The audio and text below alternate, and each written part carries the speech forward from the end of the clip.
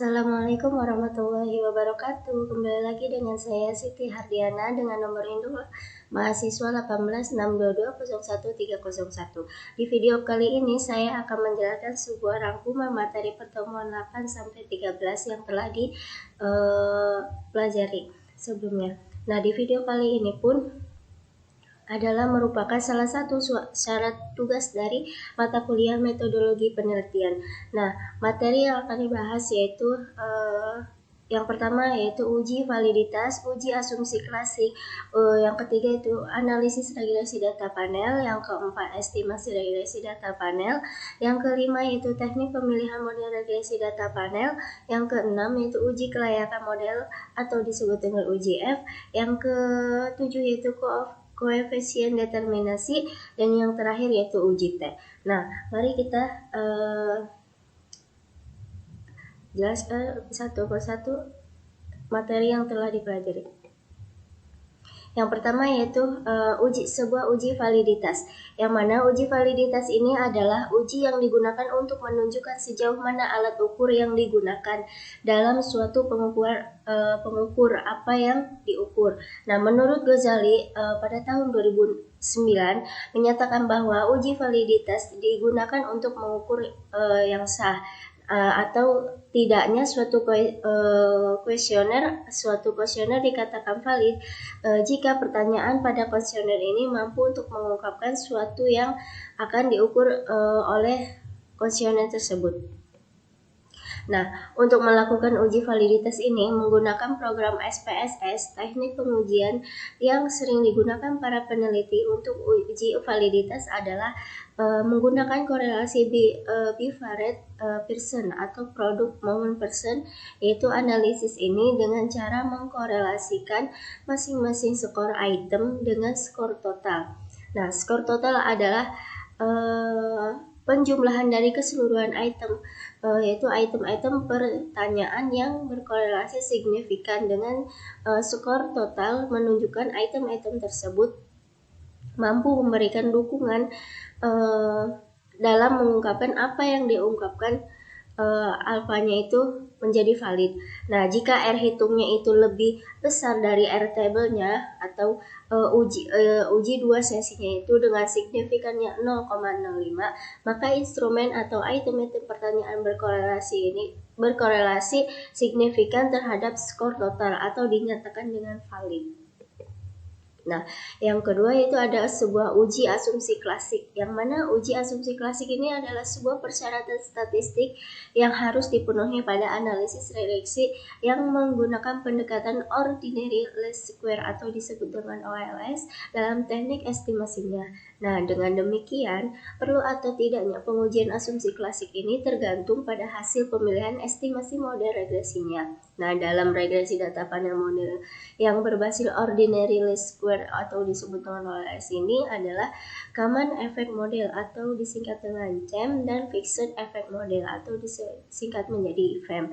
Dengan demikian, perlu dilakukan uji asumsi klasik apabila model regresi yang digunakan dalam bentuk common effect model atau fixed effect model ini. Nah, sebaliknya, apabila persamaan regresi ini lebih cocok menggunakan random effect model, maka tidak dilakukan uji asumsi klasik karena random effect model ini menggunakan pendekatan yaitu general least square atau disingkat menjadi GLS dalam teknik estimasinya. Nah, sebuah uji asumsi klasik ini terdiri dari uji yang pertama linearitas, autokorelasi, multikolinearitas, dan normalitas. Walaupun demikian, tidak semua uji dilakukan dalam regresi data panel ini, hanya uji multikolinearitas dan heteroskedastisitas saja yang diperlukan.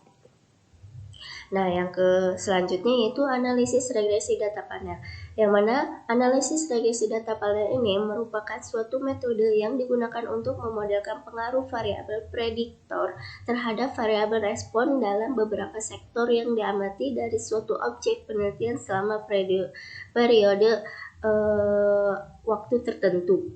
Nah, adapun analisis regresi data panel ini adalah sebuah gabungan antara data cross section dan data time series, yang mana unit cross section yang sama diukur pada waktu yang berbeda. Nah, maka dengan kata lain, data panel merupakan data dari beberapa individu atau sampel yang diamati dalam beberapa kurun waktu tertentu. Nah, data panel pun merupakan gabungan dari cross section dan time series. Data panel ini memiliki pengelompokan data yang berbeda dan memiliki unsur time series juga di dalamnya. Misalnya, seorang peneliti ingin mengetahui luas lahan terhadap produksi padi secara nasional. Nah, yang selanjutnya itu ada sebuah estimasi regresi data panel, yang mana yang pertama ini adalah sebuah Common Effect Model atau Full Least Square atau disingkat dengan PLS, yang mana merupakan pendekatan model data panel yang paling sederhana karena hanya mengkombinasikan data time series dan cross sectionnya ini pada model ini tidak diperhatikan dimensi waktu maupun individunya. Nah, sehingga diasumsikan bahwa perilaku data perusahaan sama dalam berbagai kurun waktu. Nah, metode ini pun bisa menggunakan pendekatan dengan ordinary least square atau disingkat menjadi OLS atau teknik kuadrat terkecil untuk mengestimasikan model data panelnya. Nah, yang kedua ini ada sebuah Fixed Assign Model atau disingkat dengan FAM. Model ini mengasumsikan bahwa perbedaan antar individu dapat diakomodasikan dari perbedaan intercept-nya. Untuk mengestimasikan data panel model Fixed Effect ini menggunakan teknik variabel dummy untuk menangkap perbedaan intercept antar perusahaan. Nah, perbedaan intercept ini bisa terjadi karena perbedaan budaya kerja, yang mana budaya kerja, manajerial, dan insentifnya. Namun dengan demikian, slope-nya sama antar perusahaan. Nah, model estimasi ini juga sering disebut dengan teknik least square dummy variable atau disingkat dengan LSDM. Yang ketiga yaitu ada sebuah random effect model atau disingkat menjadi RAM, yang mana model ini akan mengestimasikan data panel di mana variabel gangguan mungkin saling berhubungan antar waktu dan antar individu. Nah, model ini pun pada model random effect ini yakni menghilangkan heteroskedasisitas. Model ini juga disebut dengan error component model atau disingkat dengan ESM atau teknik generalized least square atau disingkat menjadi GLS. Nah, yang selanjutnya yaitu sebuah teknik pemilihan model regresif data panel, yang mana yang pertama itu ada sebuah uji Chow, yang mana uji Chow ini digunakan untuk memilih model yang digunakan apakah sebaiknya menggunakan Common Effect Model atau CEM atau Fixed Effect Model atau disingkat dengan FEM. Pengujian ini dapat dilihat pada nilai probabilitasnya, cross section F dan cross section C square dengan hipotesis sebagai berikut. Nah, adapun HO-nya ini adalah model mengikuti Common Effect Model yaitu CEM jika probabilitas section F-nya ini dan cross section C-nya ini lebih besar alfanya dari 0,05. Nah, sedangkan HA-nya ini model mengikuti Fixed Effect Model atau FEM ini jika probabilitas cross section F dan cross section C square-nya itu lebih kecil alfanya dari 0,5. Nah, yang kedua ada sebuah uji Hausman, yang mana uji Hausman ini digunakan untuk memilih model yang digunakan apakah sebaiknya menggunakan Random Effect Model atau RAM atau Fixed Effect Model atau disingkat dengan FEM. Nah, pengujian ini pun dapat dilihat pada nilai probabilitasnya cross section random dengan hipotesis sebagai berikut. Yang pertama yaitu dengan HO-nya model mengikuti random effect model atau RAM ini jika nilai probabilitasnya ini atau probabilitasnya cross section randomnya itu lebih besar alfanya dari 0,05. Sedangkan HA-nya ini model mengikuti Fixed Effect Model jika nilai probabilitas cross section randomnya ini lebih kecil alfanya dari 0,05. Nah, yang ketiga ada sebuah uji Lagrange multipler, yang mana uji Lagrange ini Lagrange multiplier ini digunakan untuk memilih model yang digunakan. Apakah sebaiknya menggunakan random effect model atau common effect model? Nah, pengujian ini pun dapat dilihat pada nilai probabilitas Bruch-Pagan dengan hipotesis sebagai berikut. Nah, dengan HAO-nya ini model mengikuti common effect model atau disingkat menjadi CEM ini jika nilai probabilitas section Bruch Pagannya ini lebih besar alfanya dari 0,05. Sedangkan HA-nya ini model mengikuti random effect model jika nilai probabilitas cross section Bruch Pagannya ini lebih kecil alfanya dari 0,05. Nah, yang selanjutnya itu sebuah uji kelayakan model atau uji F. Nah, uji kelayakan model atau biasa dikenal dengan uji F ini digunakan untuk menjelaskan apakah semua variabel bebas yang dimasukkan ke dalam model secara bersama-sama ini mempunyai pengaruh terhadap variabel terikat, atau dengan kata lain model fit atau tidak. Nah, berdasarkan perbandingan F statistik dengan F table-nya ini, yaitu ada HO jika nilai F statistiknya ini lebih kecil dari F table-nya, maka HO-nya ini diterima, yang artinya variabel independennya atau variabel X ini secara bersama-sama tidak berpengaruh terhadap variabel dependennya atau variabel Y-nya. Namun, sedangkan yang HA ini jika nilai F statistiknya lebih besar dari F table-nya, maka sebaiknya maka HA ini dapat diterima, artinya variabel independen atau X-nya ini secara bersama-sama berpengaruh terhadap variabel dependennya atau variabel Y-nya. Nah, yang kedua itu berdasarkan probabilitas, yang mana HO-nya ini jika nilai probabilitas F statistiknya ini lebih besar dari alfanya 0,5, maka HO-nya ini diterima, yang artinya variabel independennya atau variabel X-nya ini secara bersama-sama tidak berpengaruh terhadap variabel dependennya atau variabel Y-nya.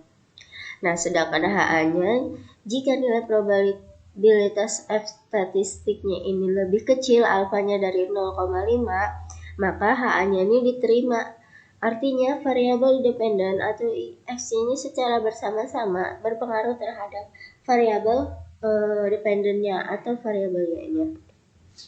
Nah, yang selanjutnya itu koefisien determinasi, yang mana uji koefisien determinasi ini menjelaskan seberapa jauh kemampuan model regresi dalam menerapkan variasi variabel bebas mempengaruhi variabel terikat. Nah, semakin besar hasil R-square-nya ini akan semakin baik karena hal ini mengidentifikasi semakin baik variabel independen dalam menjelaskan variabel dependennya.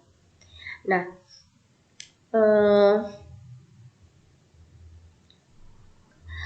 untuk nilai R-square-nya ini sebuah koefisien determinasinya ini nilainya berada di antara 0 sampai 1 dengan penjelasannya, yaitu nilai R-square itu harus berkisaran 0 sampai 1. Nah, jika nilai R-square-nya ini sama dengan 1, berarti naik turunnya variabel terikat atau Y-nya ini 100% dipengaruhi oleh variabel bebasnya atau variabel X-nya. Nah, jika nilai R-square-nya ini sama dengan 0, maka berarti tidak ada hubungan sama sekali antara variabel dependen terhadap variabelnya. Nah, yang selanjutnya yaitu ada sebuah uji T, yang mana uji T ini menjelaskan signifikasi pengaruh variabel bebas secara parsial terhadap variabel terikat. Nah, hipotesis dalam uji T-nya ini adalah sebagai berikut. Yang pertama itu berdasarkan perbandingan T statistik dengan T table, yang mana HO-nya ini jika nilai T statistiknya ini lebih kecil dari T table-nya, maka HO ini dapat diterima, artinya variabel dependen X-nya secara parsial tidak berpengaruh terhadap variabel dependennya atau variabel Y-nya. Namun, sebaliknya jika jika nilai statistiknya ini lebih besar dari T-table, maka HA-nya ini dapat diterima, artinya variabel atau variabel x-nya ini secara parsial berpengaruh terhadap variabel dependennya atau variabel y-nya. Yang kedua yaitu berdasarkan probabilitas. Yang pertama yaitu HO-nya. Nah, jika nilai probabilitasnya ini lebih besar dari alfanya 0,05, maka HO-nya ini diterima, yang artinya variabel dependent atau variabel x-nya ini secara parsial tidak berpengaruh terhadap variabel dependennya atau variabel y-nya. Sedangkan HA-nya ini jika nilai probabilitasnya lebih kecil alfanya dari 0,5, maka HA-nya ini diterima, yang artinya variabel independen atau variabel x-nya ini secara parsial berpengaruh terhadap variabel dependennya atau variabel y-nya. Nah, itulah beberapa materi rangkuman materi dari pertemuan 8 sampai 13. Nah, kurang lebihnya saya mohon maaf. Wassalamualaikum warahmatullahi wabarakatuh.